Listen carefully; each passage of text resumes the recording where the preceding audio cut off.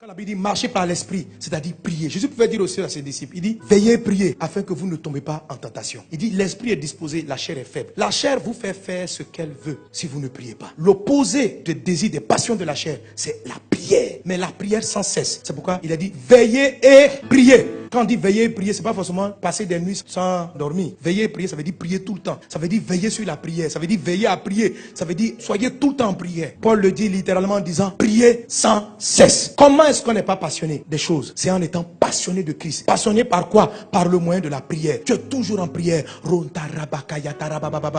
En Luc 21, je crois verset 36, Jésus dit ceci. Veillez donc et priez en tout temps. Cultivez la prière sans cesse. Quand tu dors, prie. Dans ton sommeil, prie. Quand les cauchemars arrivent, prie. Tu te réveilles le matin, prie. Avant de prendre ton petit déjeuner, prie. Au milieu du petit déjeuner, prie. À la fin du petit déjeuner, prie. Avec tes enfants, prie. Lève-toi, prie. Dans ta voiture, prie. Quand tu n'as pas envie de prier, prie. Quand tu as envie de prier, prie.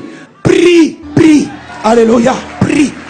En tout temps. On dit veillez, priez en tout temps. Saison de pluie, tu pries. Saison sèche, tu pries. Il prie seulement, prie. La prière crée une atmosphère. Quand vous êtes sur un territoire, vous priez. Il n'y a plus de malédiction qui tient. La malédiction est suspendue. Parce que la prière est une zone que Dieu sécurise. Votre vie doit être une vie de prière. Jésus a dit, ma maison sera appelée une maison de prière.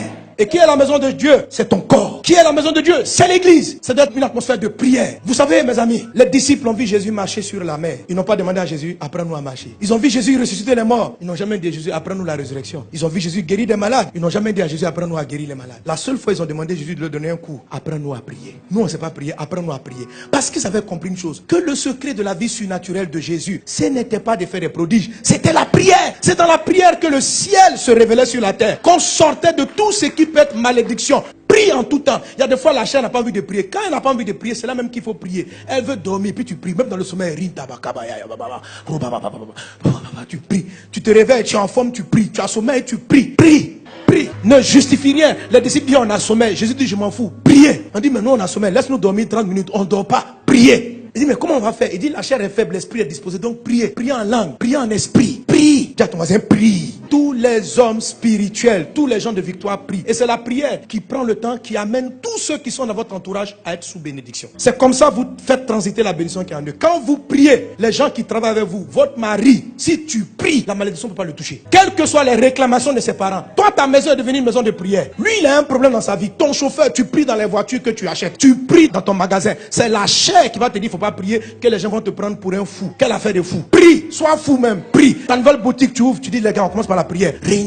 Apprends à tes collègues à prier. Tu vas préserver leur vie, tu vas préserver leur famille. Ne sois pas un genre qui dit non, les gens vont penser que tu es un intello, que tu es un intello, tu as fait de grandes études. Comment tu crois en des choses comme ça? Les gens qui te parlent sont les diaboliques. Eux, ils vont faire des incantations avant d'arriver dans ton lieu de travail. Et puis toi, tu es prié, ils veulent te donner un complexe de il faut te jouer un homme comme eux. Tu n'es pas comme eux. Toi, tu appartiens à Dieu. Eux, ils appartiennent au diable. Ils vont faire les incantations, ils arrivent au travail. Quand tu les vois comme ça, ils sont calmes. Tu crois qu'ils méditent. Ils appellent le diable dans la boîte. Appelle le Seigneur. Tout ce qui t'appartient. Et même si tu es un employé, ce n'est pas ton entreprise. Le Saint-Esprit est supérieur à tous les démons. Tu arrives, tu vas paralyser la malédiction qui est sur la société. Tu vas paralyser. Tu vas changer la tendance des choses. Créer l'atmosphère de prière. La prière est une communication avec Dieu. La prière est le câble qui vous connecte au ciel. Alléluia. C'est un câble. Il faut savoir adresser la prière. Écoutez mon message sur 7 étapes pour une vie de prière de victoire. J'explique tout. La prière permet aux anges de monter et de descendre. La prière fait descendre le ciel sur la terre. La prière suspend toute malédiction dans un environnement donné. Amen. Si tu pries que tu vois la malédiction frappe encore, augmente ta prière, augmente seulement. À un moment donné, elle va renverser la situation. Si une maladie persiste dans ton corps, prie, prie, prie, prie, prie, jusqu'elle va partir. Prie. Pierre avait une réclamation. Jésus dit, j'ai prié pour toi. La réclamation va plus avoir son effet. Donc il a régné, il est revenu à Jésus. Satan n'a pas gagné. La prière a sorti l'apôtre Pierre d'une réclamation satanique. La prière va sauver vos collègues. La prière va sauver votre conjoint. La prière.